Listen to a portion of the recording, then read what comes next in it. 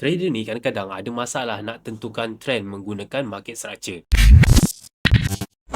Tapi jangan risau, saya akan tunjukkan kepada anda cara untuk kenal pasti trend sama ada buy ataupun sell menggunakan indikator. Indikator ni sangat simple, sangat senang. Saya akan gunakan dua jenis indikator, iaitu simple moving average dengan moving average exponential. So, dia punya setting adalah untuk simple moving average, saya akan gunakan bahagian length ni, saya akan masukkan 50. Style ni, saya pilih warna biru. Lepas tu tekan OK.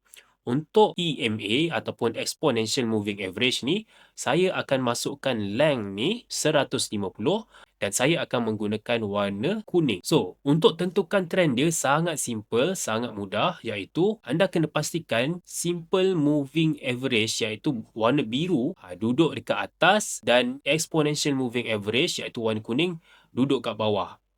Dia bersilang macam ni. Kalau warna biru bersilang ke atas, ini bermaksud trend buy. Kalau warna biru bersilang ke bawah, ini bermaksud trend sell. So, kalau trend buy, kita akan fokus sajalah untuk cari position buy. So, kalau trend buy, kalau saya akan fokus sahaja untuk cari position buy. So, kita tengok apa kesan kalau dah jadi market structure buy. Selalunya, pergerakan harga akan menaik. Waktu ni, anda tak payah nak cuba-cuba untuk cari position sell. Fokus saja pada satu trend, iaitu trend buy. Sampailah ada confirmation untuk sell. Ini contoh apabila berlaku trend sell, iaitu line biru bersilang ke bawah dan kesan dia harga akan bergerak menurun. Sangat simple, sangat mudah, sangat senang kan? Kalau anda nak lagi banyak tips tentang technical analysis, boleh klik like, komen dan share Pakar Chart.